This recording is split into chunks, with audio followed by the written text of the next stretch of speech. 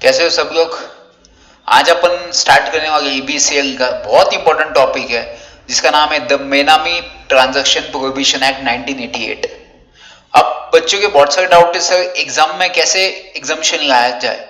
अब मैं बात करूं, मैंने जब सीएस करा था, मैं I was doing a CS, so at that time I got exemption in all the subject. तो मेरी स्ट्रेटेजी क्या थी कि अगर आपको एक चैप्टर के ऊपर मैक्सिमम 1 या 2 क्वेश्चन आ सकते हैं, तो वो क्वेश्चन आने के बाद आपको पूरा चैप्टर याद नहीं होगा, क्योंकि most of the time chapter 10 या 15 पेजेस का होता है, तो अपने को पूरे पॉइंट रिवाइज करना इट इज वेरी डिफिकल्ट। तो अपन क्या कर सकते हैं, पॉइंट को पॉइंट वाइज फॉर्म में कर सकते हैं।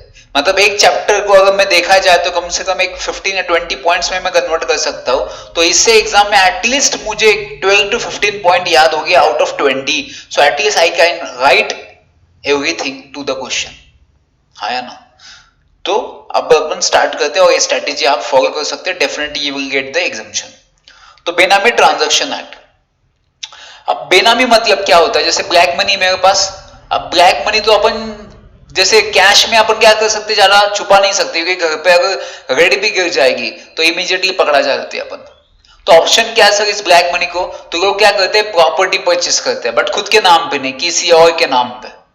यही एक अच्छा रास्ता होता है कि प्रॉपर्टी आपकी नहीं है, आपका नाम नहीं है, नाम किसी और का है, बट बेनिफिशियल इंटरेस्ट आपका है उसमें, क्योंकि बेनिफिट आपको इसमें।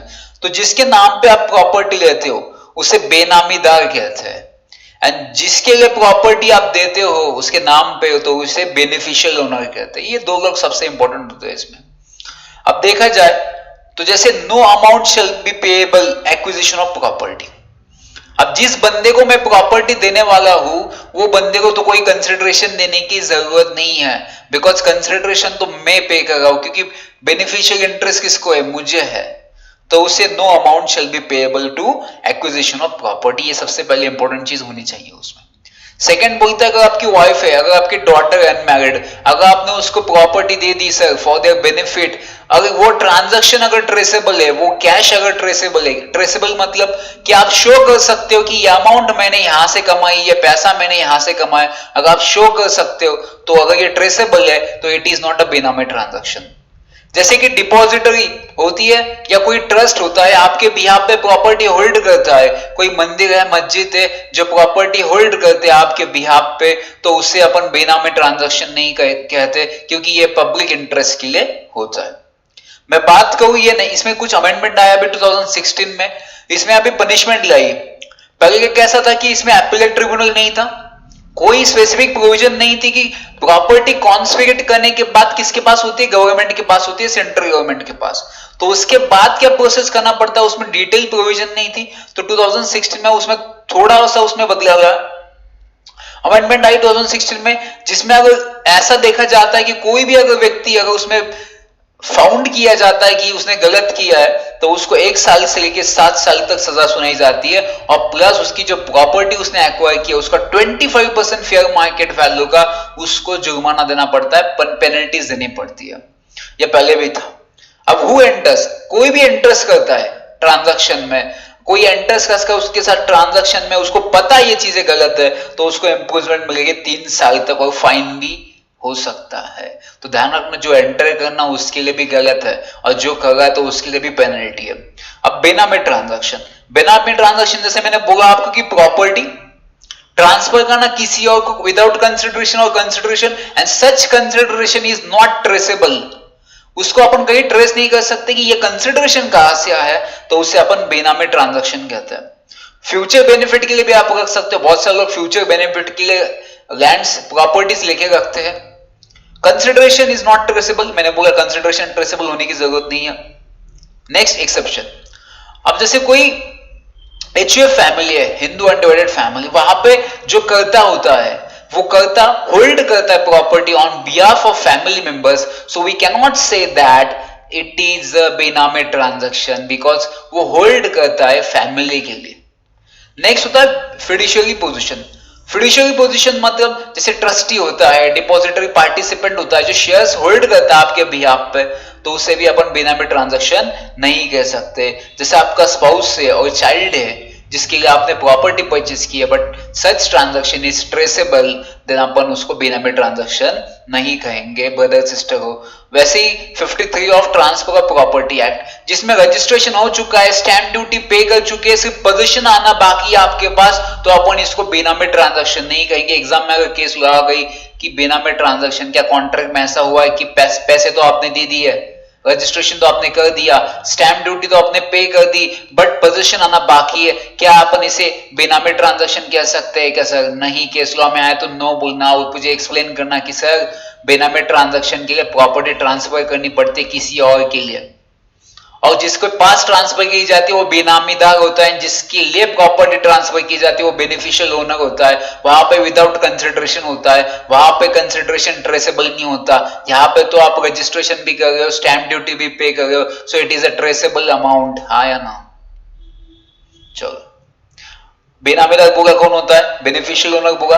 प्रॉपर्टी मूवेबल हो सकती है, इमूवेबल हो सकती है, टेंजिबल हो सकती है, इंटेंजिबल हो सकती है। राइट्स, इसमें कोई सूट नहीं दाखिल कर सकते आप कि सर मुझे कंपेंसेशन चाहिए, मेरी लैंड थी उसके ऊपर मुझे रेंट आता था, तो अब मेरा तो नुकसान हो चुका है तो मुझे कंपेंसेशन चाहिए। नो, आप उसके लिए सूट कोई डैमेजेस या कंपेंसेशन नहीं मांग सकते, बिकॉज ये बेनामी ट्रांजैक्शन है, ये ब्लैक मनी का ट्रांजैक्शन है। कॉन्स्पिरेशन कौन करता है आपकी प्रॉपर्टी? कॉन्स्पिरेशन करना है तो सेंट्रल गवर्नमेंट के पास अथॉरिटी, वो आपकी प्रॉपर्टी क्या कर सकता है? कॉन्स्पिरेट कर सकता है। बेनामीदार अगर ऐसा लगता है कि cannot retransfer the property to the beneficial owner, मतलब अगर बेनामीदार को पता चल जाता है कि अभी कुछ तो कांड होने वाला है, गवर्नमेंट सीज करने वाले प्रॉपर्टी, अगर वो ट्रांसफर करता है बेनिफिशियल ओनर को, वो नुल एंड वॉइड है, क्योंकि वो ऑलरेडी इलीगल है। सेक्शन 24 कहता है कि notice and attachment of property in बेनामी ट्रांजैक्शन। अब इसमें कौन अटैच करता है, कैसी प्रोसेस होती है? मैं बात करूं तो इनिशिएटिंग ऑफिसर कोई भी असिस्टेंट कमिश्नर होता है, वो क्या करता है, उसको लगता है ऐसा कि इसके पास बेनामी ट्रांजैक्शन है, बहुत सारी प्रॉपर्टी है, तो उसको लगता है, तो वो क्या कर सकता है, एक शो कॉज नोटिस इशू कर सकता है और उसको बोल सकता है कि भाई साहब आप दिखाओ, आप मुझे दिखाओ कि आपने प्रॉपर्टी कहां से परचेस की, आपको लगता है ये बेनामी ट्रांजैक्शन नहीं, आप प्रूफ करके दिखाओ। बट उसको ऐसा लगता है कि ये मैं नोटिस भेजने के बाद ये प्रॉपर्टी किसी और को सेल कर देगा, तो इस केस में ये क्या कर सकता है, 90 डेज तक वो प्रॉपर्टी अपने पास रख सकता है with the permission of authority. जो एप्रोप्रिएट अथॉरिटी होगी, उसका जो एडजुडिकेटिंग अथॉरिटी होगी, उसका परमिशन लेके 90 डेज तक वो प्रॉपर्टी होल्ड कर सकता है अगर उसको ऐसा लगता है। बट अगले 15 डेज के अंदर, जैसे 19 डेज खत्म हो जाते हैं, उसके 15 डेज के अंदर उसको एप्रोप्रिएट अथॉरिटी है, एडजुडिकेटिंग अथॉरिटी है, उसको एक स्टेटमेंट जारी करना है कि ये प्रॉपर्टी होल्ड करना चाहिए या नहीं करना चाहिए। कितने दिन के अंदर बच्चों? विद इन 15 डेज के अंदर उसको स्टेटमेंट देना है। अगर एडजुडिकेटिंग अथॉरिटी को लगता है कि हाँ ये प्रॉपर्टी बेनामी ट्रांजैक्शन है, तो वो कंटिन्यू कर सकते हैं, अगर उनको लगता है नहीं है तो वो रिलीज कर सकते हैं। बट ऑर्डर मिल रहा है कि आपको कॉन्सिक्वेशन नहीं होगा, आपकी प्रॉपर्टी छोड़ दिया जाएगा, क्या वो पर्सन डैमेजेस क्लेम कर सकता है, compensation against the government? No, इस केस में सामने वाला पार्टी सेंट्रल गवर्नमेंट के अगेंस्ट कंपेंसेशन क्लेम फाइल नहीं कर सकता। नेक्स्ट क्या है? नोटिस किसको भेज सकते हैं? इंडिविजुअल तो इंडिविजुअल, फर्म है तो पार्टनर, एचयूएफ है तो कर्ता, एंड कंपनी है तो प्रिंसिपल ऑफिसर, इसको नोटिस भेजी जाती है। अब सर जैसे बोला कि इनिशिएटिंग ऑफिसर आता है आपके घर पे प्रॉपर्टी सीज करने के लिए, बट इनिशिएटिंग ऑफिसर को कहां पे स्टेटमेंट देना पड़ता है? एडजुडिकेटिंग ऑफिसर या अथॉरिटी। अभी एडजुडिकेटिंग अथॉरिटी कौन होता है? सेंट्रल गवर्नमेंट इसको अपॉइंट करती है, इसमें एक चेयरमैन होता है, 2 लोग होते हैं जो इसका डील करते हैं। ये क्या करते हैं? 30 डेज की नोटिस इशू करते हैं सामने वाले पार्टी को, किसको? बेनिफिशियल ओनर को या बेनामीदार को। उनको कहता है कि 30 डेज के अंदर आप मुझे हिसाब बताओ कि आपने प्रॉपर्टी कहां से परचेस की है। तो 30 डेज के बाद उनके पास भी 30 डेज टाइम होता है कि उनको 30 डेज के अंदर इंफॉर्मेशन प्रोवाइड करनी है, किसको? एडजुडिकेटिंग अथॉरिटी को। मतलब जैसे इसने 30 डेज के अंदर नोटिस दे दी, उसके नेक्स्ट 30 डेज के अंदर उनको इंफॉर्मेशन प्रोवाइड करना है, ये प्रॉपर्टी है या नहीं। अगर उनको लगता है कि ये प्रॉपर्टी है बेनामी ट्रांजैक्शन, तो वो कॉन्स्पिरेट कर देगा। तो अगर वो आपको कोऑर्डिनेट नहीं करेंगे तो आप पुलिस की भी मदद ले सकते हैं, और ये मैटर 1 साल के अंदर आपको डिस्पोज करना पड़ता है। कितने साल के अंदर? 1 साल के अंदर। देखो सेंट्रल गवर्नमेंट कॉन्स्टिट्यूट होता है अथॉरिटी, जिसमें चेयरपर्सन एंड 2 अदर मेंबर्स होते हैं। अब कॉन्स्पिरेशन प्रॉपर्टी, अब जैसे कॉन्स्पिरेशन प्रॉपर्टी कर दी मैं इनिशिएटिंग ऑफिसर, मैंने कॉन्स्पिरेशन प्रॉपर्टी कर दी।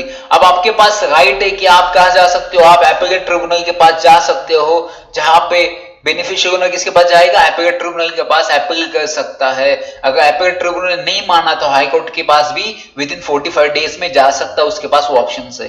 बट अगर इन केस मेरे पास मैं बेनिफिशियल ओनर हूं, मैंने प्रॉपर्टी किसी और को ट्रांसफर कर दी, नोटिस आने के पहले, नोटिस इशू करने के पहले मैंने क्या कर दी, जो मेरी प्रॉपर्टी थी मैंने किसी और को सेल कर दी, उसने मुझे कंसिडरेशन दे दिया, तो इस केस में उस पर्सन से आप प्रॉपर्टी कॉन्स्पिकेट नहीं कर सकते। आप इसको क्लेम कर सकते हैं जिसकी प्रॉपर्टी की दिखाओ दे, प्रॉपर्टी तूने कहां से परचेस की थी, आप उसको बोल सकते हैं। बट बिफोर नोटिस आने के पहले अगर वो प्रॉपर्टी किसी और को सेल कर दी तो आप उस बंदे के पास नहीं जा सकते, because this is the genuine ना, वो जेन्युइन है, उसने जेन्युइन परचेस की, उसमें उसकी क्या गलती है, ठीक है। ये वही कहता है सेक्शन। आफ्टर कॉन्स्पिरेशन नो कंपेंसेशन बोला मैंने आपको। राइट ऑफ थर्ड पर्सन, अगर कोई राइट पर्सन आता है वहां पे बोलता है कि ये प्रॉपर्टी मेरी है, इसमें मेरा राइट्स है, तो अगर ये आपका पर्पस डिफीट करना चाहता है कॉन्स्पिरेशन का, तो इस केस में वो राइट एक्सरसाइज नहीं होगा। No conspiration order, no claim against government, अगर नो ऑर्डर आती है, कॉन्स्पिरेशन की ऑर्डर नहीं आती, आपकी प्रॉपर्टी आपको मिल जाती है, तो आप कंपेंसेशन क्लेम नहीं कर सकते अगेंस्ट द गवर्नमेंट।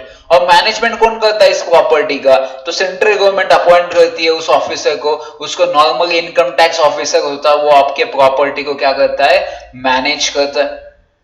नेक्स्ट बोलता है appeal to appellate tribunal, within 60 days के अंदर किसके पास जाना है आपको, हाई कोर्ट के पास जाना है विद इन 60 डेज के बाद। स्पेशल कोर्ट्स भी बना सकता है, सेक्शन 50 में बोला है कि कौन, central government, consultation with the chief justice of high court, conclude trial with in 6 month. Special court special purpose के लिए अपॉइंट किए जाते हैं, सेंट्रल गवर्नमेंट अपॉइंट करता है with the consultation of chief justice of high court, और वो 6 month के अंदर उसका रिजल्ट आपको दे देते हैं। तो एग्जाम में 5 मार्क के लिए क्वेश्चन आया तो अमेंडमेंट भी डाल दो, अमेंडमेंट 2016 उसमें पनिशमेंट बताए 1 साल से लेकर 7 साल तक, वो बता दो उसमें, है ना। बेनामीदार कौन होता है, बेनिफिशियल ओनर कौन होता है, इनिशिएटिंग ऑफिसर असिस्टेंट कमिश्नर होता है, जो प्रॉपर्टी को कॉन्स्पिरेट करता है 90 डेज का, वो क्या करता है, प्रॉपर्टी होल्ड कर सकता है अगर उसको लगता है कि ये ट्रांसफर करेगा, और उसके 15 डेज के अंदर उसको स्टेटमेंट देना है, किसको, एडजुडिकेटिंग अथॉरिटी को। और adjudicating authority central government appoint करता है, जिसमें एक चेयरमैन एंड 2 अदर मेंबर्स होते हैं। वो 30 डेज के अंदर उसको नोटिस भेज देते हैं, भाई साहब बताओ ये पैसा कहां से लाया, तो नेक्स्ट 30 डेज के अंदर उनको भी बताना है कि भाई साहब मतलब अथॉरिटी जी ये पैसा हमने यहां से लाया। अगर उनको लगता है ये सही है तो वो छोड़ देंगे, और उसको लगता है कि ये सही नहीं है तो प्रॉपर्टी क्या हो जाएगी, कॉन्स्पिकेट हो जाएगी। अगर वो मदद नहीं करेंगे, हेल्प नहीं करेंगे कॉन्स्पिकेशन के लिए, विद इन 7 डेज के अंदर अगर वो सरेंडर नहीं करते 7 दिन के अंदर, तो पुलिस की हेल्प लेके आप कॉन्स्पिकेट प्रॉपर्टी कर सकते हैं। बट ऑर्डर अगर आपके खिलाफ गया, आपके खिलाफ अगर ऑर्डर गया, मतलब अथॉरिटी के खिलाफ अगर ऑर्डर चला जाता है, तो कोई भी पार्टी कंपेंसेशन क्लेम नहीं कर सकता अगेंस्ट द गवर्नमेंट। तो ऐसा अगर क्वेश्चन आएगा डेफिनेटली एग्जाम में, तो ऐसा अगर आप पॉइंट वाइज लिखोगे, you will definitely get the exemption in the BSL। Thank you so much, मिलते हैं नेक्स्ट लेक्चर में।